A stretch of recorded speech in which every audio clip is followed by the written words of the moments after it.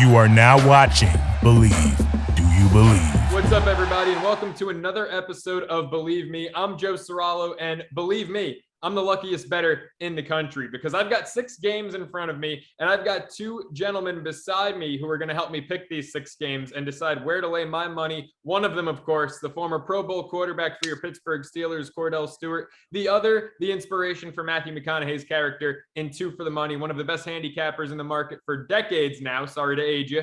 Brandon Lang. Gentlemen, I can't wait to dive in. Let's do it. Let's start with a little Thursday night football. Miami Dolphins, Cincinnati Bengals in the jungle in Cincy. Some nice icy white unis that the Bengals are debuting for this one. And how about the Dolphins? 3-0, one of 2 3-0 teams in the NFL, yet somehow they're getting 4 points. Brandon, I want to start with you here. Should we be all over the 3-0 Dolphins getting 4 points? Eventually, it's going to catch up with you. Eventually, off the big emotional week 1 win at home over Bill Belichick and the Patriots, God bless you. Then you go on the road. You play the Baltimore Ravens. You come from 3 touchdowns back in the fourth quarter and win that game. And then you come back home and you catch the Bills without 5 defensive starters or 4 defensive starters and 5 starters out. It's a crazy game. And you win that emotional game. And now you got to pick up on a short week off of the physicality of the Bills game, the emotion of the Ravens game, and on a short week, roll into Cincy against a hungry 1-2 Bengals team that kind of got it going on the road against the Jets last week. Offensive line played a little bit better, but at home, short week, we call it the big, fat, juicy, overfed, undefeated Miami Dolphins that don't dig down deep here, living a little high off the hog. I'm going to take Cincinnati minus the 2.5. Whoa, I've got 4. You've got 2.5 in this one, Brandon? Last time I checked, you might have it at 4 now, but I still like him at 4. All right, going with a favorite. Kordell, where do you see this one lying? Because I'm really torn in this one. To me, it's like you get a 3-0 team getting 4 points. My initial inclination's to go there. Brandon's telling me don't do it. Kordell, what do you have to say about the game? Well, I'll tell you what. You have 2 receivers in Waddle and also Tyreek Hill that are second, third in the National Football League when it comes to yards in the game. You look at the Bengals on the other side, their guy who's the star number 9, that guy, Joe Burrow, he's been on his back with the league high of 15, been on the ground 15 times this season. You cannot play the game on your back. You just can't do it. It's impossible. This team looks pretty good. I mean, I know we want to see the Cincinnati Bengals wake up and do something very well. We don't know for sure if Tua is going to play, but I do trust Teddy Bridgewater. I'll say this. I think it continues. I think these receivers on the outside keep doing what they're doing. Offensively, as I've said many times before, they may not be rushing the ball extremely well, but they like to throw those little screens to get those long handoffs. I think what they do on offense and what they're capable of having done when it just comes to moving the chains, and also that defense really has been playing really good. I'm going with this team going on the road, even though it's a short week, on the road, tired, hot, all that great stuff. I'm going with the Dolphins. You keep going with those road teams, baby boy. You went with the Chiefs last week on the road, baby boy. Yeah. Patty Mahomes, Mahomes. Now you fall in love with Waddle, and Tyreek Hill. Like you acting like Cincinnati ain't got no DBs. Right. Come on. Do they, though? Do they, Brandon? Because that was my question to you, Brandon. Do you think Eli Apple is going to be able to stop the cheetah? I think Cincinnati. Forget about it. On a short. Listen, last week it was nobody can stop Mahomes. Whole world was on the Chiefs. I'm going to tell you right now, whole world going to be on Miami. Be careful when you're going on the road on a short week after a big emotional win in the division, and Mr. All-Pro should know that. I'm going to go with Mr. All-Pro's argument on this one. That's what I'm talking about. 4 points. 4 points. That's a lot to be getting, Kordell. Come on, man. You got my attention on this first one. By the way, I mentioned the Dolphins getting 4 points. All of these lines are brought to you by our friends over at BetOnline. Head on over to betonline.ag. Use the promo code BLEAV. That's BLEAV. We've upped it from a 50% welcome bonus to 100% welcome bonus. So go get your welcome bonus. BetOnline. It's where the games begin. Brandon, what's up, baby? By the way, you guys made the biggest mistake in the world. You walked into a men's adult establishment and you let her grab your hand and take you right into the champagne room and not sit at the bar and see who's working and let the rotation go by. Good luck this week with Miami on a short week. Next. Come on, Brandon. Come on, Brandon. Always good. You know, I always let the rotation go by. We've got some London football. It's American football, but being played in London. The Minnesota Vikings and the New Orleans Saints. The Vikings, technically the road team in this one. They are 2.5-point favorites. They've failed to cover in 2 straight weeks after a week 1 shellacking of Aaron Rodgers and the Green Bay Packers. Kordell, I want to start with you, boss. Vikings, Saints. These teams have combined to cover the spread just once in 6 games all year. Who do you like? I like the Vikings. The reason I don't like the Saints is because Jameis Winston has a tendency to give it over too often and too much. It's just you don't give your team an opportunity to really succeed. I like this Viking team. I think Kirk Cousins, the way he's been playing defensively, the way they've been playing, I think it gives him a better chance from a stability chance standpoint to be able to go on the road, because this is basically a road game for both teams. I think going on the road, being able to control the game, you force Jameis Winston, because one thing he does not know how to do, he doesn't check the ball down very well. He wants the big one every chance that he gets. And I think that puts them in the position to have to play from behind often. I like what they're doing over there in Minnesota. I think the momentum is on their side. I'm going with Kirk Cousins and the Vikings. Brandon, what say you? Listen, I know Jameis Winston can't play dead in the Western right now. And we saw Kirk Cousins on Monday night. He can't play dead in the Western either. So neither quarterback can play dead in the Western. So now you flip around and say which defense is actually playing better football, which defensive line is going to get after the respective quarterback. I'll give you a number here, which puts me on the Minnesota Vikings, and that is the New Orleans Saints coming off a loss, facing an opponent from the NFC North, 7-1 against the spread, their last 8, and you give the Vikings against the NFC South coming off a win, 1-4 against the number. I don't trust Jameson. I don't trust Kirk Cousins, but at the end of the day, I trust the Saints in the eye test in a must-win situation, having to win a football game, and I think they do. The number supports it. They play the NFC North tough for whatever reason. I'm going to go with the Saints. That number right there, that's what does it for me. Both of these teams are 2-0 in London. It's not like either one had an advantage in that respect. Not huge international fan bases, but the Saints doing well against the North. Brandon, I'm sold. Game 3. I mean, I'm shocked this isn't the game of the week, guys. In any other week, I feel like this would be the game of the week. The Buffalo Bills, the Baltimore Ravens. It's at M&T Bank Stadium in Baltimore. I still think the Bills are the best team in the National Football League. I mean, I know Miami just got the best of them, but I still think the Bills are the best team. They're 3-point favorites. Brandon, are they your bet? This to me is one of the toughest games on the board. You have the injuries of the Bills, and I would like to say that I'd love to see what that injury report is, but we're taping early, but that's okay. They kind of let one get away last week at Miami. Josh didn't play very well. I love the intensity of Dorsey in the press box. Intensity is one way to put it. that was pretty impressive. Sort of like the exchange of Bieniemy and Mahomes at the end of the first half. I think they had a little something going on there. At the end of the day, I know Baltimore got a nice win last week up in New England. I just can't get past the meltdown against the Miami Dolphins. I can't get past how bad their defense looked against that Miami offense. And as we know, the Bills offense can get it going. And I just trust their defense more than Baltimore. I don't like laying points on the road. I don't. But you add the fact the Ravens are 1-8 against the spread in games after playing Bill Belichick. It takes something out of you playing the New England Patriots. I'm going to go with the Buffalo Bills again. I'm not a big chalk guy, especially road favorites in the NFL. But I just think the Bills are the better team. They had their hiccup last week. At the end of the day, spend the 20 cents, minus 130, buy it down to 2.5. You lose with the Bills before you take a shot with the Ravens. Ooh, all right. Brandon's on Buffalo. Cordell, you love this Buffalo team as much, if not more than anyone. Are you and Brandon going to be on the same side here? I'm going with the Bills. I'm just going with the Bills. I think this defense, even though they have 5, pretty much the entire secondary is depleted with the Bills. I still like them overall because offensively, they still have a higher-powered offense.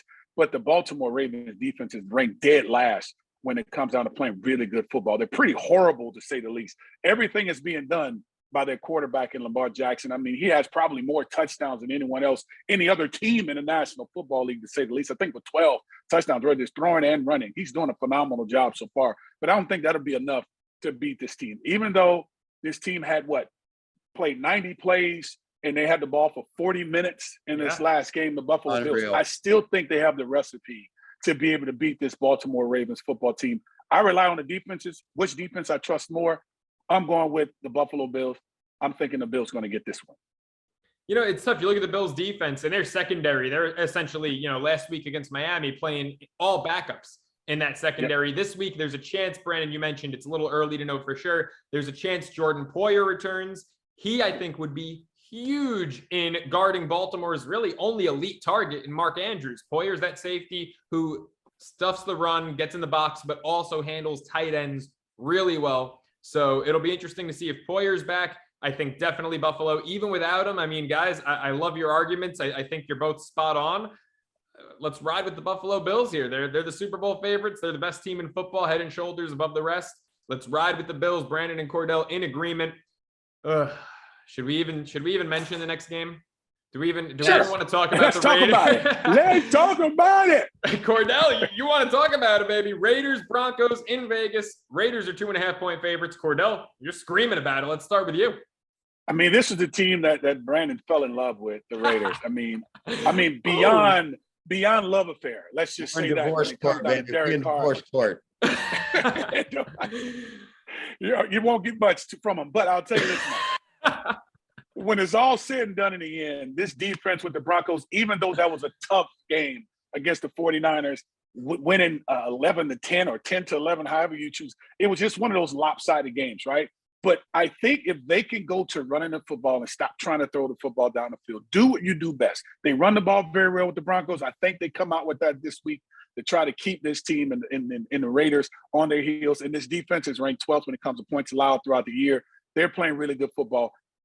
I'm going with the Broncos in beating your love affair team that you have over there, Brandon, in the Raiders. The Raiders. We are three different people of three different ages and three different backgrounds. But I think, Kordell, you just hit one thing on the head. If there's one thing the three of us all have experience with, it's divorce court. Brandon, what do you think about the Raiders and Broncos in this matchup?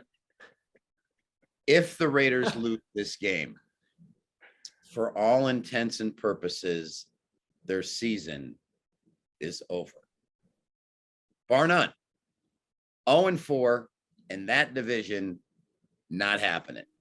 And as much as it pains me, as much as it scares me, as much as I'll be in therapy for a week if I lose this game, I just can't see Denver, as inept as they are offensively.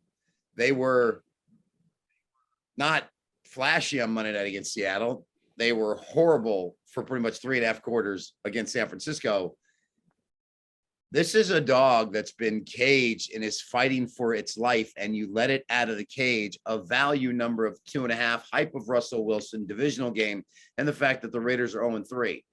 But you look at the Raiders, they're probably one of the best 0-3 teams in the NFL. They've had a chance to win all 3 games. You're getting the value of 2.5 with an 0-3 team undervalued by Vegas. Be careful here. Teams fighting for their life in the NFL. Kordell should know this, having played and been an all-pro. You raise it to a level, and I think at home and a must-win at a value number of 2.5, I think you have to play the Raiders. Brandon, it's hard to argue with that. I mean, you're dealing with grown men, making a lot of money whose backs are up against the wall here. And I think you raised some great points. Kordell, you're shaking your head in disagreement. Are you that sold on Denver? I mean, I know middle schoolers with homework assignments that are 2 weeks late who are better at time management than Nathaniel Hackett. Russ, I'm trying to help Brandon out. I'm trying to help Brandon out and just call it irreconcilable differences, baby, with his divorce with the Raiders. Just let it go. As they say, I think you better let it go. Let it go.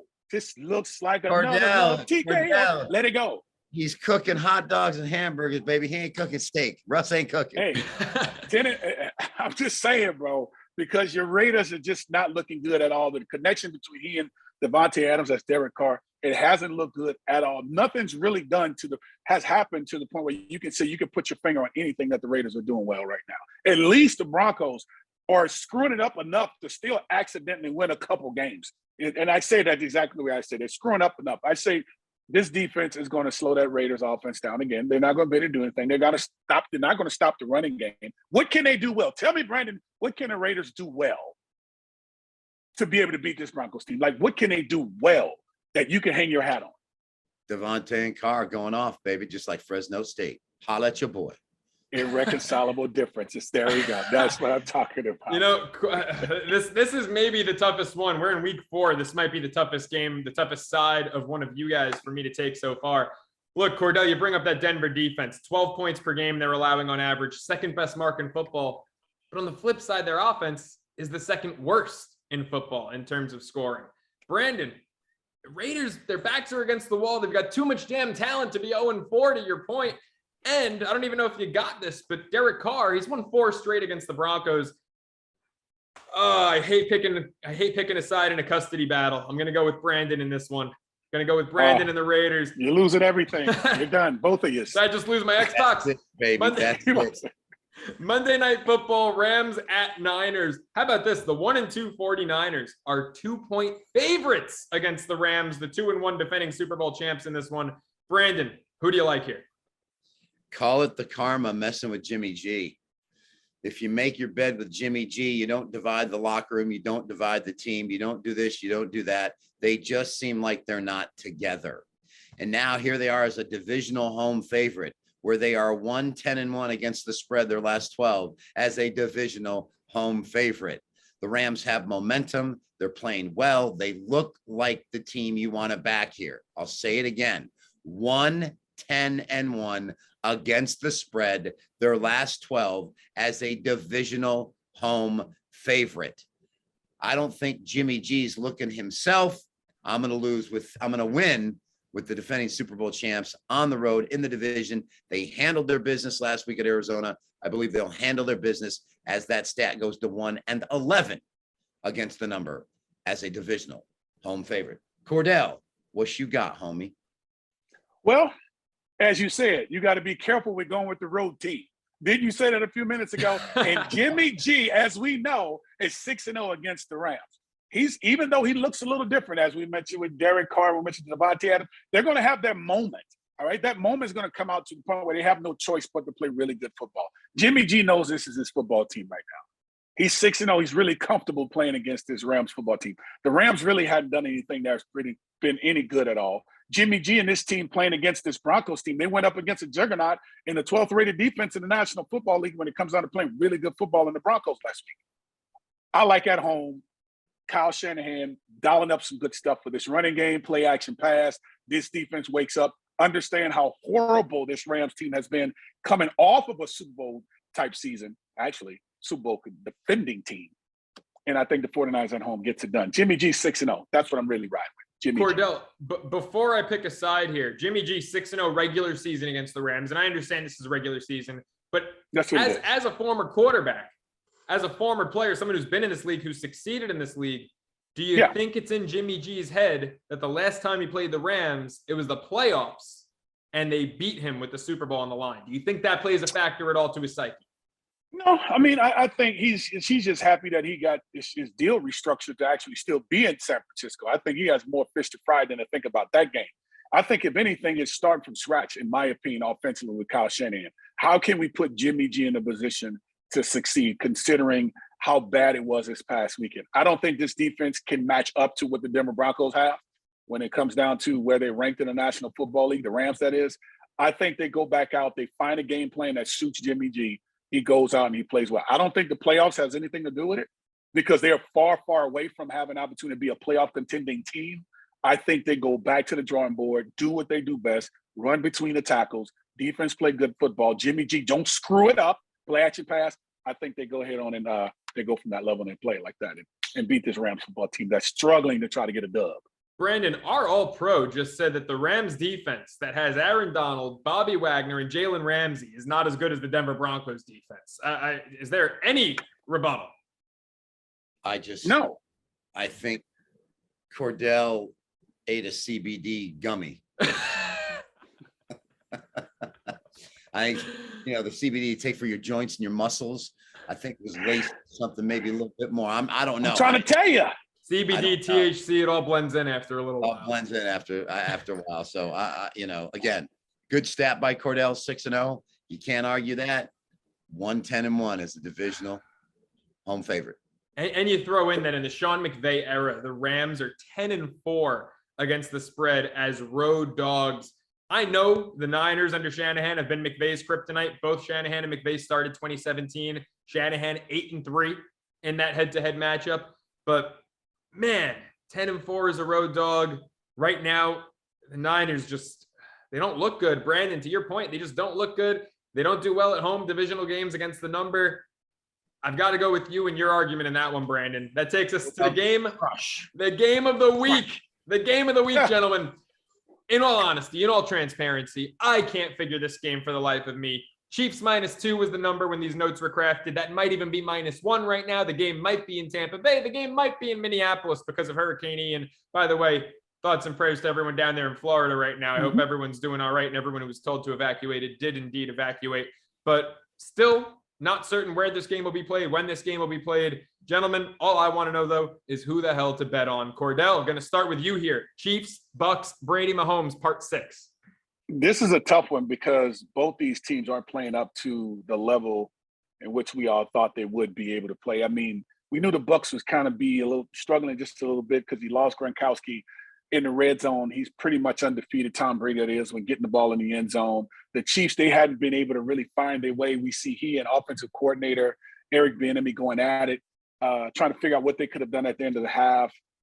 This is a tough one for myself as well, but I'm going to go with the home team in this one. I'm going to ride with Brandon when it comes down to being carefully going with the road team. I think this Bucs defense is much more sound than we can actually give them credit for when it comes to creating problems for the offense. Right now, this offense in Kansas City Chiefs is not playing really good football at all, considering what we've seen them do in the past.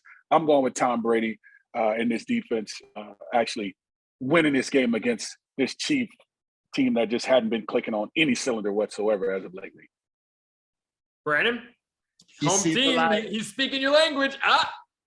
He's Moses, part the Red Sea with the wooden staff.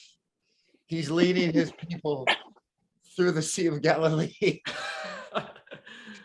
Good. Well done, Kordell, because the one thing you forgot to mention is in his NFL career, the GOAT Tom Brady has been a home underdog 13 times. That's it. Say it again. The GOAT Tom Brady has been a home underdog 13 times his NFL career. 11-1-1 against the number. There it Three is. short things in life: death, taxes, and you don't give Tom Brady points at home. That's all you need to know. Great point by Kordell. The huge difference with Tampa's defense and KC's defense. When Todd Bowles made the adjustments, first half against Green Bay, kind of tried to blitz Aaron Rodgers, left guys singled up, got destroyed. Second half went more to his zone, got pressure with his front four, and held Green Bay scoreless the entire second half. Defense wins games like this. Brady at home as a dog. There it is, Joey. You got your underdog winner for Sunday. Look at you two reconciling your differences. I mean, I left my CBD alone. I left the CBD out. Could never. Gentlemen, I love it. That's it. The Bucs. Yeah, my decision. I don't even have to make one. You know it. It's the Bucs. Forget about it. Last question, gentlemen. Here we We go. didn't get to any of these games. We've covered 6 that were on the schedule. Bring your own to the table. Brandon, you first. Iowa Hawkeyes at home over the Michigan Wolverines. See ya, Jim Harbaugh. Maryland gave you fits last week. The Hawkeyes went into Rutgers, got their offense going. Michigan goes down. Iowa takes care of the Wolverines at home. That is music to this Penn State fans' ears. Kordell, God help me if it's the Pittsburgh Steelers again. What's your bonus game? What are you bringing to the table, Mr. Stewart? I'm staying in the state of Pennsylvania. Forget about it. Yitzers. Steelers in the Jets game, baby. What are you thinking? I got to go there this weekend. You're not getting me in trouble here. But here's my problem I have. This Jets team offensively has been able to put up some points. I think they have them like 5th in the National Football League for points per game. When it comes down to the Steelers defense, in the last 2 games, they've only produced 2 sacks in his last 2 games. And that's pretty bad. Offensively, they hadn't been able to run the football really well. I think in this last game, we had Najee Harris with only 56. The quarterback in Mr. Trubisky wasn't able to throw a touchdown, but he ran one. I think this is a coming out game for the Pittsburgh Steelers when it's trying to figure out what they can do well. I couldn't go with the Jets if I wanted to. I'm going to be in Pittsburgh. What are you thinking? I'm going with the Steelers, guys. I'm saying Mr. Bisky get 2 touchdowns passing in this game. He rushed for 1. I think this defense gets about 2 or 3 sacks against Joe Flacco, whomever may be the quarterback in this game. I'm going with my Steelers, baby, winning this game. I think they do something very well this week. I swear, if we don't start seeing sponsorship dollars from the Steelers for this last segment, better come on here. That does it. That does it for this episode of Bleav Me. They're Brandon Lang and Kordell Stewart. I'm Joe Ceraulo, and Bleav Me, it's the best bit. Look at me. I'm so excited to wrap this thing up. I can't even speak right. Bleav Me, it's the best damn betting show out there.